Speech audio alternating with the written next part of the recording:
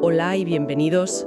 Hoy, 26 de enero de 2026, abrimos un documento que es, la verdad, fascinante. Hola, ¿qué tal? Son unos extractos de una novela, El inventor de palabras, de Gerard Donovan, y nos lanza una pregunta que a mí me parece muy inquietante. A ver. ¿Qué pasa cuando a un hombre que solo conoce el mundo a través de las palabras, de los libros, se le obliga a actuar?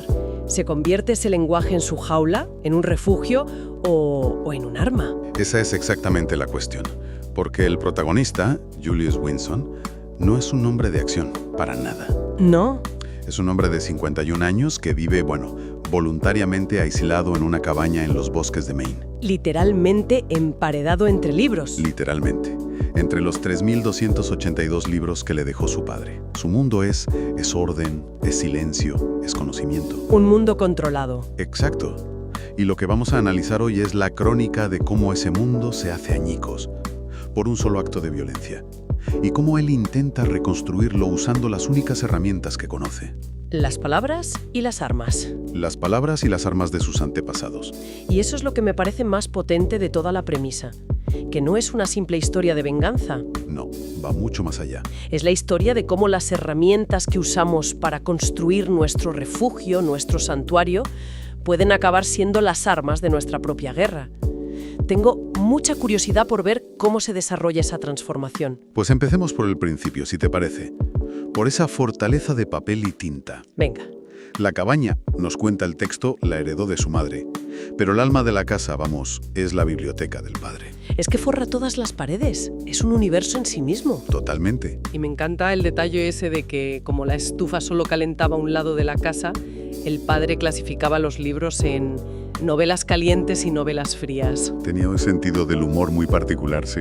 Y llamaba a su biblioteca un trocito de Alejandría en Maine. Es que es una imagen muy poderosa, ¿no?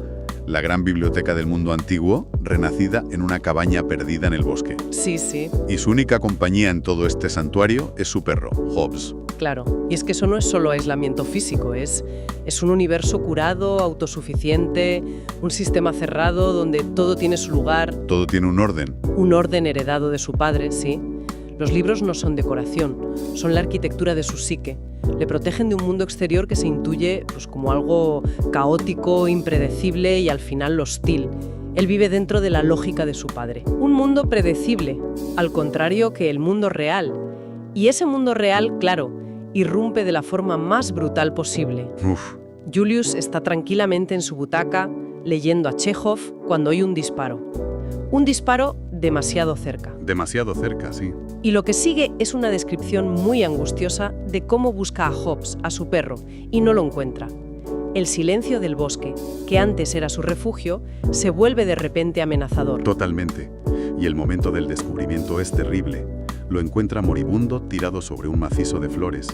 Lo lleva corriendo el veterinario en Fort Kent, pero ya es tarde. Ya es tarde. Y es ahí, en la clínica veterinaria, donde la historia da un giro que lo cambia todo.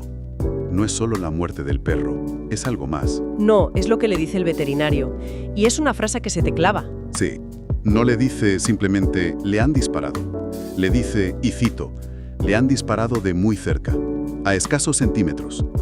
Quien fuera conocía al perro, tal vez primero lo acarició. Esa frase, tal vez primero lo acarició, es el verdadero disparo. Es el que destroza a Julius. Claro. Porque transforma lo que podría haber sido un trágico accidente de caza en un acto de traición íntima, de una crueldad personalísima. Sí, sí. Alguien no solo ha invadido su espacio, sino que se ha ganado la confianza de su único compañero para matarlo a sangre fría. Es una violación total de su mundo. Es una declaración de guerra, vamos. Y su primer instinto, curiosamente, es recurrir a lo público, a la comunidad. Sí, eso es interesante. Escribe un cartel muy simple, perro muerto, y lo cuelga en el supermercado, pidiendo información. Es un intento de conectar, ¿sabes? De buscar justicia en el mundo exterior. Pero el mundo exterior le responde con una bofetada. Vaya si lo hace. Cuando vuelve, alguien ha garabateado sobre su anuncio. Ha rodeado sus palabras y ha escrito «Adiós, perro», y debajo, aún peor. ¿Y qué? Un perro menos. Ese segundo ataque. El primero fue físico, contra Hobbes. Este es verbal.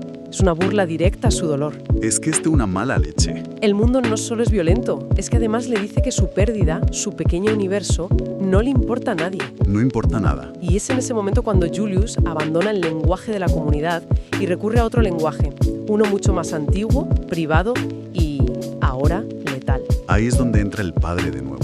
Ahí entra.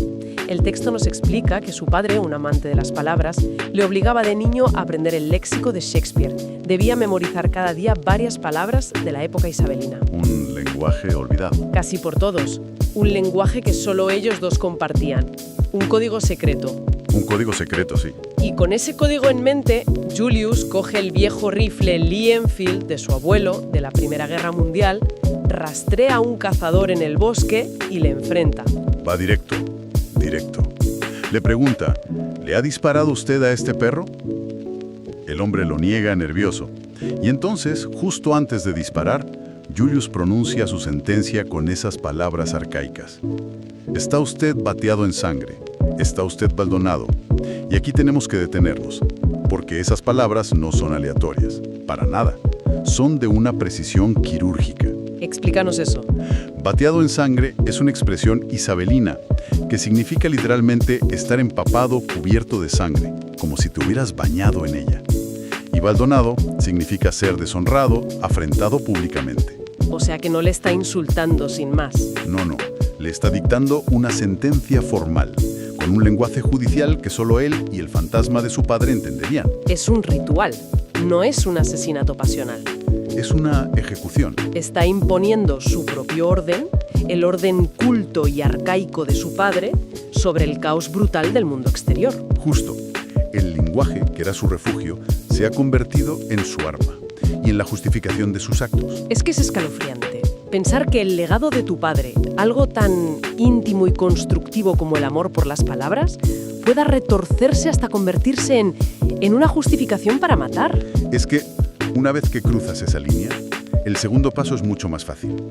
Esto no se queda en un solo acto de venganza, ¿verdad? No, ¿qué va? La violencia escala. Julius se vuelve metódico, casi un depredador. Casi. Usa su conocimiento del bosque, las tácticas de supervivencia que le enseñó su padre y el rifle del abuelo para cazar a otros hombres. Y el texto nos da aquí un contexto familiar que es, bueno, yo diría que es fundamental. Sí, lo es. Su abuelo luchó en la Primera Guerra Mundial y volvió con un trauma tan severo que nunca más tocó un arma. Su padre luchó en la Segunda y lo mismo. Ambos repudiaron la violencia. Colgaron sus rifles para siempre. Y aquí es donde reside la ironía más trágica de toda la historia. Para defender el mundo de paz, de orden y de conocimiento que su padre le construyó, usa la violencia. Utiliza las mismas herramientas de guerra que su padre y su abuelo habían enterrado simbólicamente y literalmente. En esencia, para salvar el santuario, está quemando sus cimientos morales. No es solo una perversión de su legado.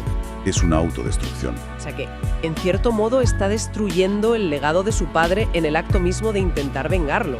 Es una paradoja terrible. Terrible. Y justo cuando estamos asimilando a este nuevo Julius, a este ángel vengador del bosque, la narración se detiene y nos sumerge en un recuerdo largo y detallado sobre una mujer, Claire. Sí, y este flashback es vital, porque nos demuestra que la fortaleza de Julius no siempre fue inexpugnable. No.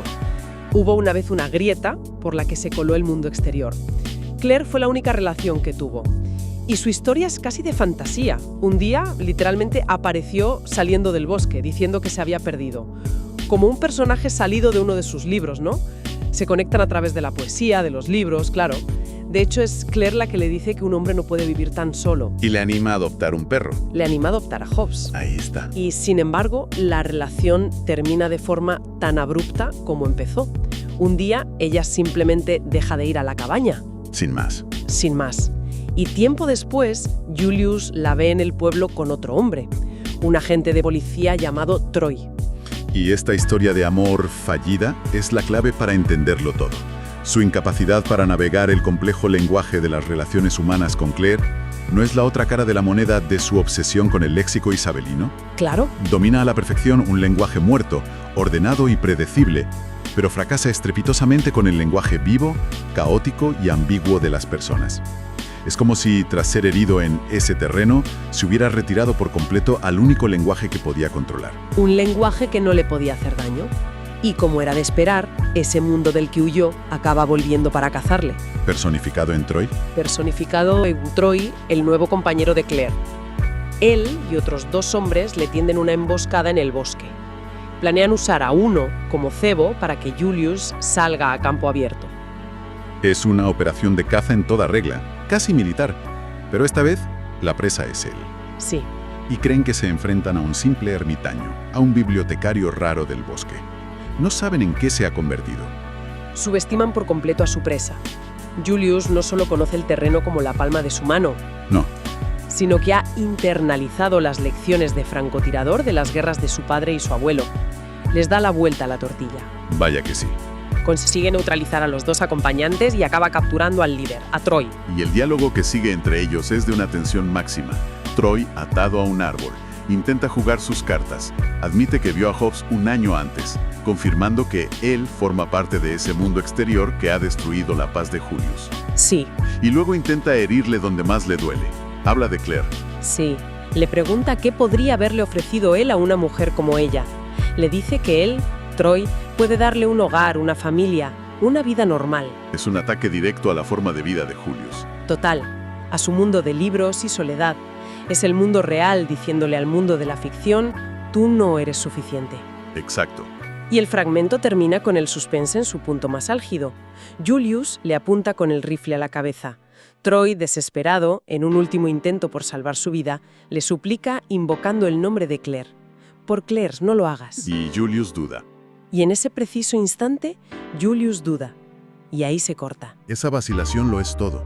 Es el clímax del conflicto interno de Julius. Es el choque final entre las 2 versiones de sí mismo. El de antes y el de ahora. Por un lado, el nuevo Julius, el justiciero forjado en la violencia y el lenguaje arcaico, el hombre que ha creado sus propias reglas. Y por otro, el recuerdo de su yo anterior, el hombre que amó a Claire, El que fue vulnerable. el que fue capaz de sentir una conexión humana profunda, y vulnerable sí. La decisión que tome en ese instante, si aprieta el gatillo o no, definirá de forma irrevocable quién es. Y así termina nuestro material, dejándonos con esa imagen. Un hombre que, tras su fortaleza de palabras asaltada por la violencia, ha contraatacado usando ese mismo legado como un arma. Sí, Un hombre en una encrucijada sosteniendo la vida de su rival y quizás su propia alma en sus manos. la historia nos deja con una pregunta que da para pensar. ¿Puede un mundo construido sobre el lenguaje y la soledad sobrevivir a una colisión con la brutalidad del mundo real? ¿O se ve obligado a inventar un nuevo lenguaje? Uno que se escribe con sangre y pólvora. Gracias por acompañarnos en este análisis. Hasta la próxima.